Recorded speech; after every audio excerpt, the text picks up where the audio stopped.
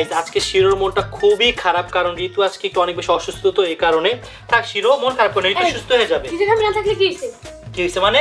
আমি কিছু খাবো না এটা। তুই ঋতু সাজবি কেমনে দেখবা কিভাবে? দেখি। এই যে এই গাইস আমি ঋতু হোসেন। ওরে হে গাইজ, আমি ঋতু হোসেন বললে কি হয়ে গেল নাকি? কি লাগবে? তোর পাগলের মতো লাগতাছে। ঋতু তো মতো পাগল নাকি? তুমি আমাকে পাগল ফেলে লাগে? ঋতুরে পাগল বলি না, বলছি তোরে পাগল লাগতাছে। আমি আসল ঋতু খাবো না, দাঁড়াও তুমি। গাইজ আমরাও কোন অংশে কম নয়, আমরা এখন আমাদের জামাইকে মেকআপ করব। কি মেকআপ করবো আমার? জামাই তুমি সব জায়গায় এত প্যারা দাও কেন? বউ কত শুধুমাত্র রেডি হইলো শাস্তি, স্যার তুমি এইটা কেন করো ওইটা কেন করো? একটা এটা পড়তে রেখে তোমার মন শান্তি পায় না? তুমি কি চাও না তোমাকে সুন্দর লাগুক?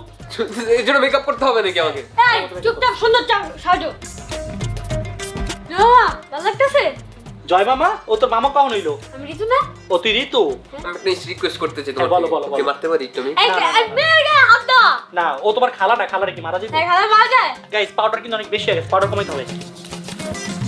ও আমাদের ছেলে কোন অংশ কম নাই, দেখেন গাইস কত পারফেক্ট হয়েছে আমাদের মেকআপ। পাউডারটা দিয়ে মনে হয় সব সরাই ফেলছো তুমি আবার। না না না, এগুলো সেট করছি, এগুলো তুমি বুঝবা না। খুব সুন্দর লাগতেছে। ও গাইস দেখেন আমাদের জামাই কাছে কত বেশি সুন্দর লাগছে, জাস্ট ওয়াও। ইয়েস বাহ জমা।